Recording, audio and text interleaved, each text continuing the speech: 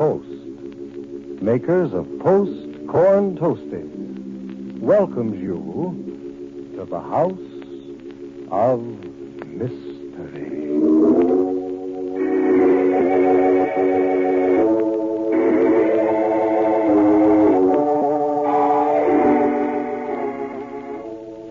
This is Roger Elliot, otherwise known as the Mystery Man, inviting you to join us for another storytelling session here at the House of Mystery.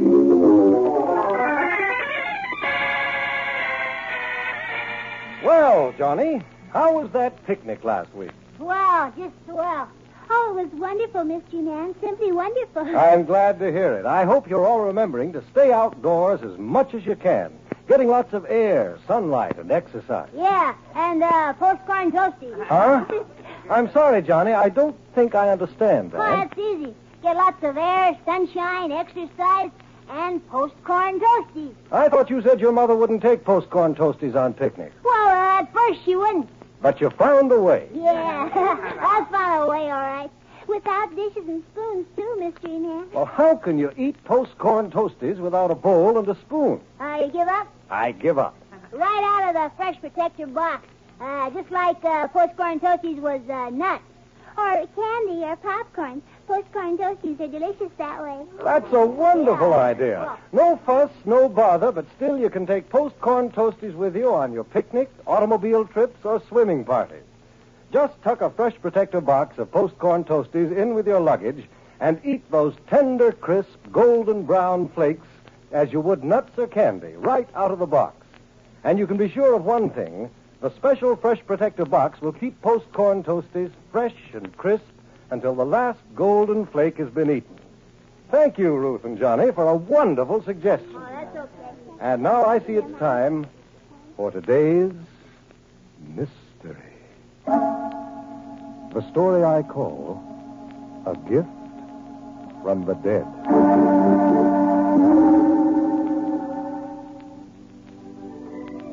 It began in a hotel in San Francisco, where I'd taken a room to wait for Paul Sheldon, an old friend of mine who was flying in from Kansas City to join me. Some weeks ago, Paul and I had been invited by his sister, Jane Kovarak, to spend a few days at her home in the beautiful but rugged Big Sur country, 150 miles south of San Francisco. We'd accepted Jane's invitation with enthusiasm as evidence of her complete recovery from the shock of her husband's death. Well, my thoughts were miles away when the bellboy knocked on my door and handed me a letter. It was from Jane. I opened it and began to read, but I was hardly beyond the first line when a vague feeling of uneasiness crept over me. The note was brief and to the point. She was canceling her invitation. As the day wore on, I reread the letter several times, each time feeling more uneasy. And by afternoon, I found myself pacing restlessly back and forth, impatient for Paul's arrival. I was about to leave for the airport to meet his plane when a long-distance telephone call stopped me. It was a woman, her voice tight with panic. Mr. Roger Elliot? Yes? Who's this? My name is Craig, Miss Alma Craig. Yes? I'm Mrs. Kovrak's housekeeper. I see. Mr. Elliot, you must come at once. Mrs. Kovrak needs help. But I just got a letter from her canceling the invitation. I know, that's why I'm calling. We're in danger, Mr. Elliot. You must come. What kind of danger, Miss Craig? The master of this house has returned. We've heard him. He's here. Basil Kovrak has come back. Mr. Elliot, he's come back from the dead. And with a sharp click of the receiver, Miss Craig's voice was gone. Something had to be done, and quickly. I packed my bag, checked out of the hotel, and drove at once to the airport. Paul's plane landed as I arrived, and from the gate I watched the passengers unload. As Paul hurried toward me, a messenger handed him a telegram. He stopped to read it, and the smile of greeting quickly vanished from his face. I went through the gate to meet him. Roger, read this. It's from Jane. Paul, am canceling invitation. Please do not come. Explanation follows. Jane. What do you make of it, Roger? I fly over 2,000 miles to visit her, and then she tells me to stay away. Well, you're not going to. We're going to see Jane, and I think we'd better hurry.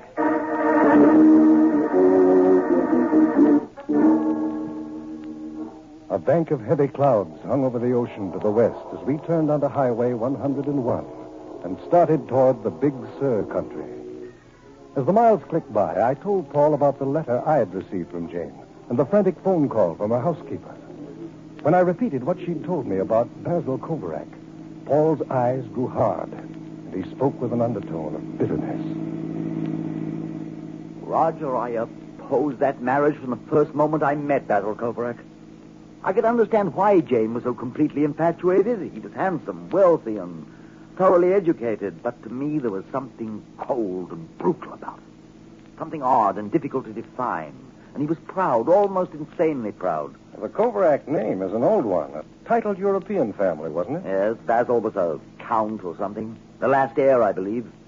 Well, immediately after the marriage, he took Jane to live in the house where she is now. Oh, it's a strange place, Roger. Huge and rambling, perched on a cliff overlooking the sea. Nothing modern in it except the telephone. Kovarak kept it exactly like an ancient feudal castle. Well, was he in business, Paul? How'd he spend his time? Well, near as I can tell, he devoted all of it to preserving the Kovarak family traditions. He had no other interest. He and Jane lived there alone. No one else but the two servants, Miss Craig and a handyman, was ever permitted on the place. Not even I. That's strange. Certainly doesn't sound like Jane. Oh, she's changed, Roger.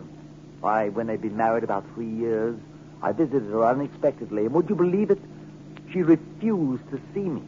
Sent word she wasn't feeling well. But I saw Basil. He came out of his library while I was waiting at the door. He looked at me with those strange, dark eyes of his. Then he approached me. I got the coldest reception of my life. Mr. Paul Sheldon. Hello, Basil. You've come to see my wife, I presume. Yes, I plan to see my sister. Mrs. Kovarak does not wish to be disturbed. And I, for my part, do not wish the routine of my household disrupted. We have nothing in common here with the outside world, and it is not our wish to change. But I don't understand. I've There's come a no long need way. to pursue the matter further, Mrs. Kovarak, and I do not wish to be intruded upon. Miss Craig, please show Mr. Sheldon out.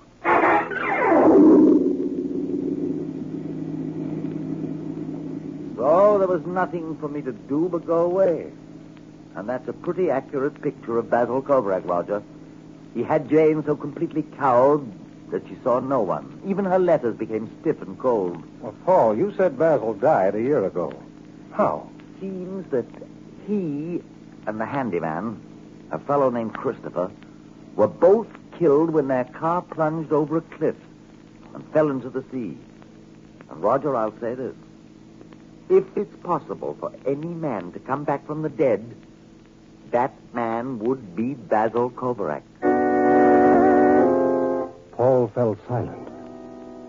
It was dark when we reached the coast at Monterey, and soon the road became a shelf with the Pacific Ocean far below on the right and the Santa Lucia Mountains rising sharply on the left.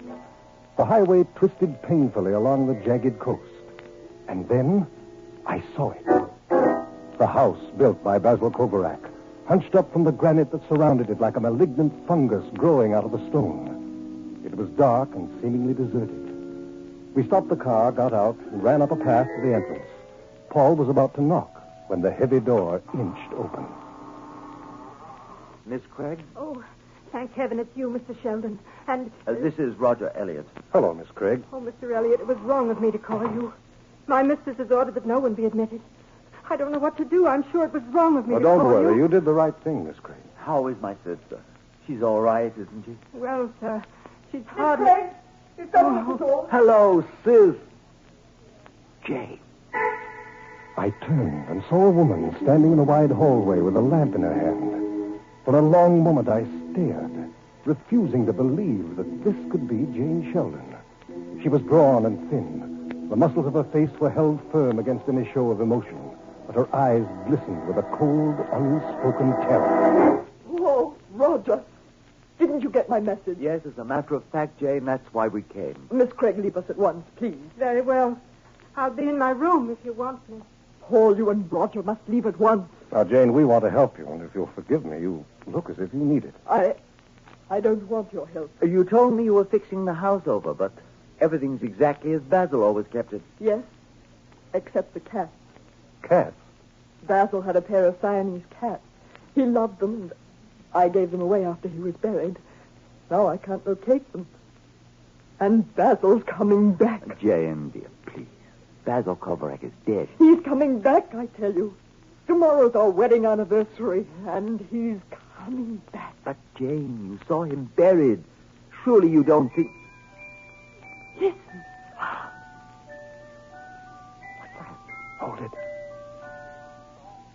That music. What was it? The jewel box.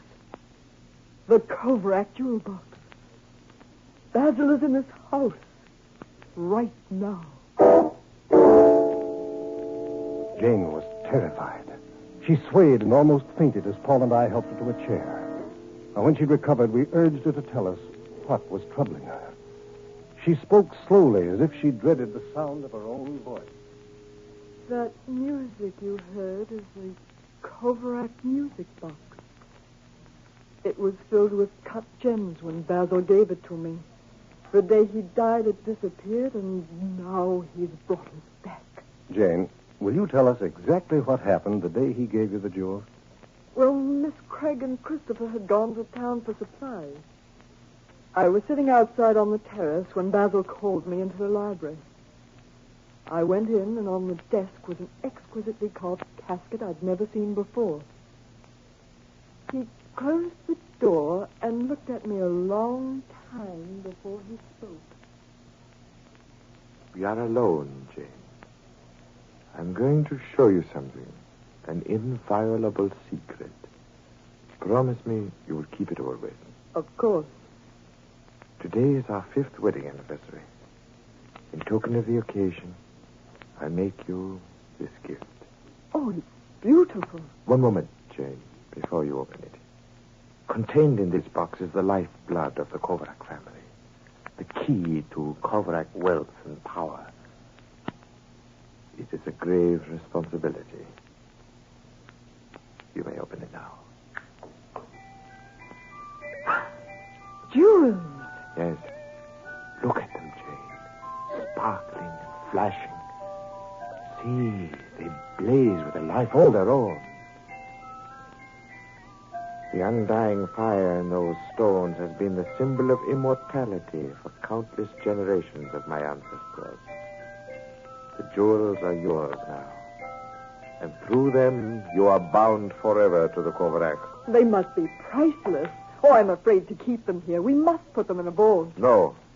They will stay here in this house, under your care. But, Basil, they're so valuable, I'd It's be a afraid. timeless tradition that the wife of the Kovarak heir keep the casket of jewels. We will not break that tradition. Someday you may come to realize in what sense that box of precious stones means immortality to the Kovarak. Basil placed the box of gems in my hands and walked out of the library. I took the box to my room and hid it in the bottom of the trunk in my closet. And always before I went to bed, I checked to see if it was safe. After Basil's accident, I went to look at the jewel box. It was gone. A few nights ago, I'd heard it playing. Basil, the last of the Kovaraks, was coming back from the grave. Jane was trembling as she finished her grim story. Paul tried to reassure his sister, but he was little comfort to her fear-ridden mind. The flickering lamp sent fantastic shadows dancing through the vast, dark hall as he led Jane to her room. I called Miss Craig, who was greatly relieved to know we were staying overnight. As I got ready for bed, I turned the curious facts over in my mind. I tried to reason an answer, but there was none. Finally, worn out from the long drive, I fell asleep. How long I slept, I had no idea. At first, I thought I was dreaming. Then I realized something definite had awakened me. The music was playing again. Somewhere in the house, the fatal jewel box had been opened.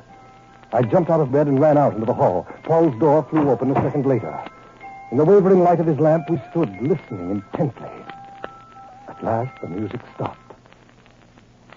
A breathless, waiting silence hung in the air. And then... Roger! That's Jane. Come on. We ran for her door, thrust it open, and there she stood in the center of the room, staring in frozen fascination at her dressing table.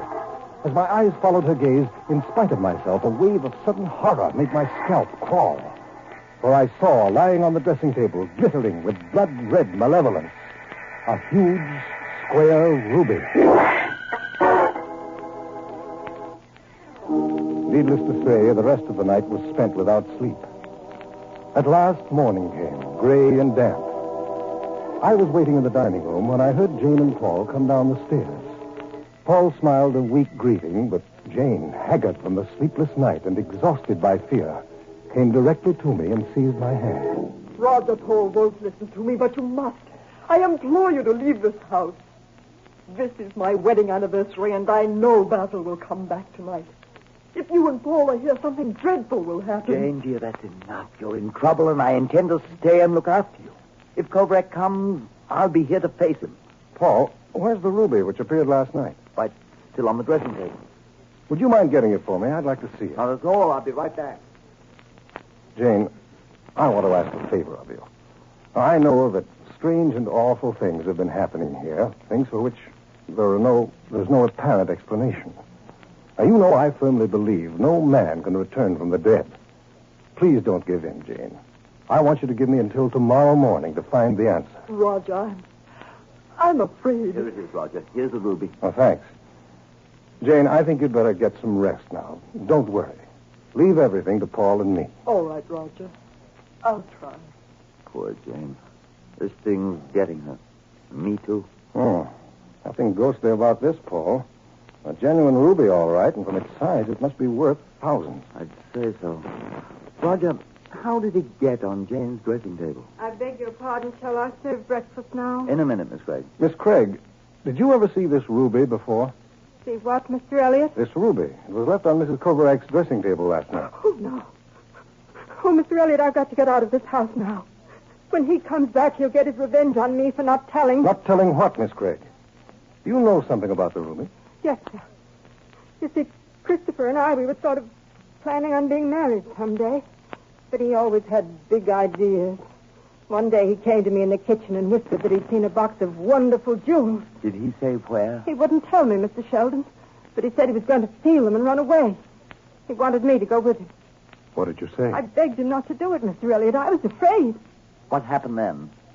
That very night, the car ran over the cliff and he was killed along with Mr. Kovarak. Miss Gregg, do you think Christopher stole the jewels? I don't know. I knew something was wrong the way Mrs. Kovarak kept searching and searching, so I went through all of Christopher's things, but I never saw any jewels until Mr. Elliot showed me the ruby. Oh, Mr. Elliot, I should have told you before, but I was afraid. I've got to leave here. I can't stay in this house another night.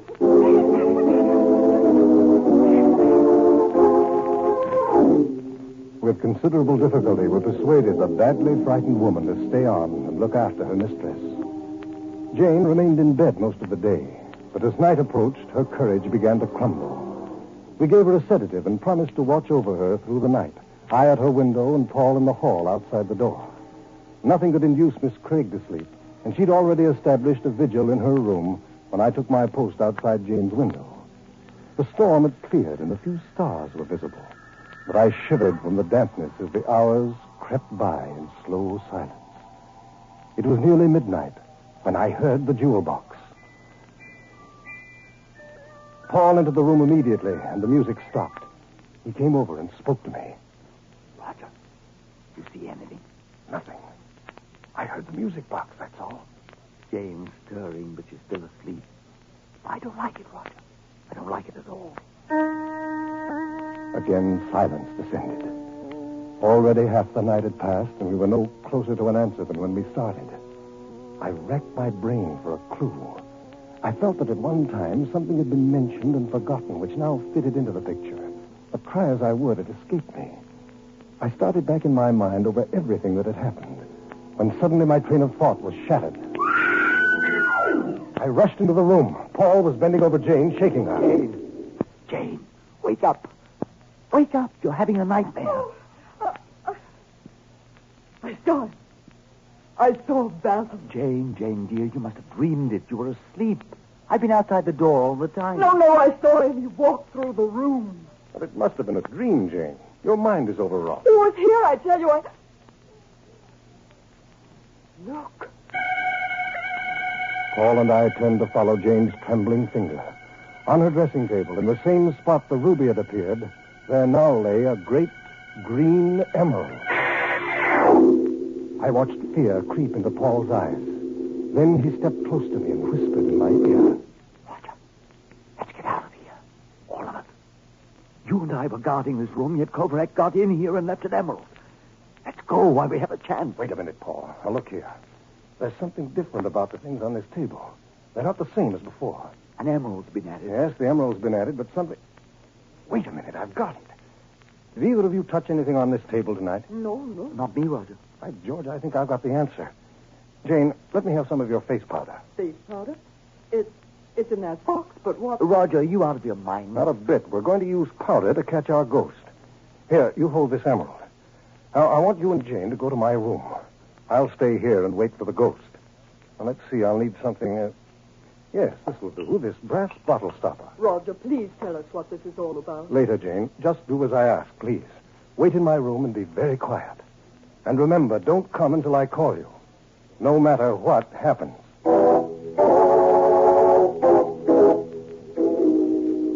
Reluctantly, Paul and Jane left me alone in what they thought was a haunted room. As soon as they'd gone, I went to work. In a few minutes, I was ready. I turned out the lamp, and the room was plunged into darkness. An hour of motionless waiting passed. My back ached from the strain, but I knew that the slightest move might upset my entire plan. Then it began. Slow, somber, terrible. The Kovrak jewel box had opened. Suddenly, the music stopped. I held my breath and listened. I knew that whatever had opened the jewel box was here in this room with me. For a long moment, nothing happened. Then I became aware of a faint, soft stirring from the direction of the dressing table. Something clicked against the glass surface. I must have moved then, for the chair in which I sat creaked loudly. There was a frenzied rustling and thumping. I jumped up from the chair and lit the lamp. There on the table was a flashing blue diamond, and the brass bottle cap was gone. I ran to the door and called out to Paul and Jane. In a moment, they and Miss Craig hurried into the room. Roger, are you all right? We had the jewel box. The ghost, Mr. Elliot. Where's the ghost? Did you get him? Well, I haven't caught him yet, but I know who he is and where to look for him. Here, Paul, give me a hand with this bookcase. All right. Unless I'm mistaken, we'll find a small hole back here somewhere. That's enough. Hold the lamp closer. Yes, here it is, a crack in the wall in the corner. Bring that poker over, Paul. Let's rip out part of this wall. All right. Along here? That's my guess. That should be enough. Now let me get my arm in there. Yes, here it is. The cover's been sprung. Listen. It's the jewel box. You mean it's there in the wall? Yes. Just a minute now. It's wedged in. Here it is. The Kovrak jewels. Good heavens. Look at them. A fortune. Roger, I don't understand. How did you know they were here? You see this powder on the table and the floor? Well, I sprinkled it. Why, there's a trail of tiny footprints through it. Like an animal. Exactly. And it leads straight to that corner by the bookcase. That's the answer. What seemed to be the ghost of Basil Kovrak returning from the dead was actually the work of a notorious kleptomaniac, the pack rat. A pack rat? Why, I can't believe it. It's incredible, Roger. Then Christopher must have stolen the jewels and hid them in the wall when he was making repairs in here. No doubt. And he intended to return for them later, but died before he could carry out his plan. But, Roger, I thought pack rats always took things away instead of returning them. They do. They're natural-born thieves. Now, this section of the wall lies between the pantry and the pack rat's nest. Each time he made a trip to steal food, he was attracted by the jewels. He nuzzled his way into the box, and that's when the music played. Then, as he got bolder, he came out into the room here, where he was again tempted by the bright, shiny objects on the dressing table. Now, having no sense of value, he gladly traded this priceless diamond here for a brass bottle cap. The same thing happened with the ruby and the emerald. I got my first real clue when I noticed that your nail file was missing, Jane, when the emerald appeared. And then I remembered the cats. When you got rid of them, you left the way wide open for the pack rat. Oh, Roger, I don't know what to say.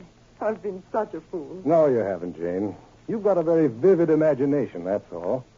The fear in your own mind was all that distorted the pranks of a mischievous pack rat into a gift from the dead.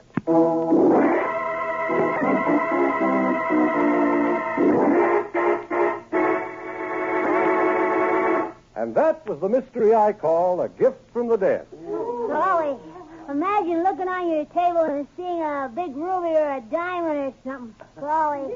Yes, but Johnny, imagine if you thought they were put there by a ghost. I wouldn't. I don't believe in no ghosts. Good for you. You know, even though I don't believe in ghosts either, I felt goose pimply all over when I heard that music box. It sounded so ghostly. Well, I suppose that's why we always have to go on proving ghosts don't exist. But if you're feeling a little weak, Ruth, how about a pick-me-up? Hey, I'm feeling weak, too. You've sounded, Johnny. Really, you don't have to be weak or even hungry to enjoy an extra bowl of delicious post-corn toasties. Post-corn toasties are so light, so delicate and crisp.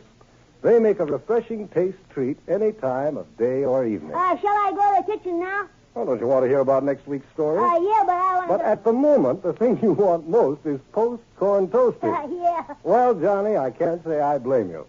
So after I've thanked Horace Braham, Vera Allen, Peggy Carnegie, and Barry Kroger for helping me tell my story for today, I'll tell you in just a few words that next week you will hear one of the most baffling experiences in my entire ghost-chasing career, when I solved the mystery of the disappearing planes. I know you won't want to miss it, so be sure to be with us next week at this same time, and for our radio listeners, this same station. I'll be waiting for you at the House of Mystery.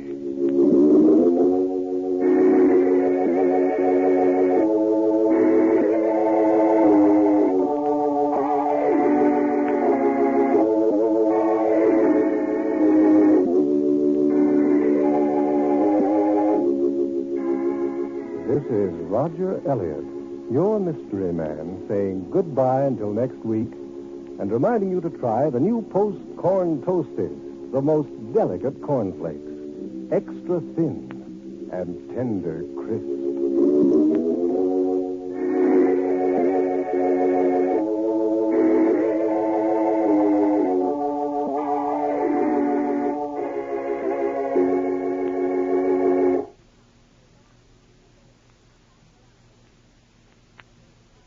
Mother, doctors agree, never serve children coffee. Why?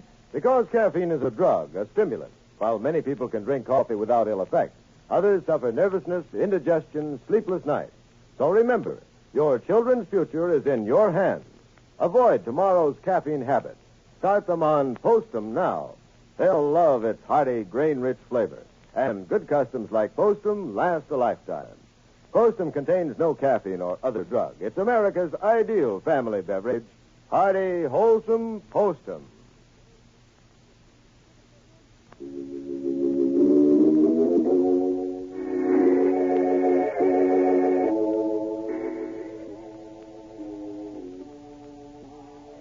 This program came from New York. Stay tuned to True Detective Mysteries, which follows in a moment. This is the Mutual Broadcasting System.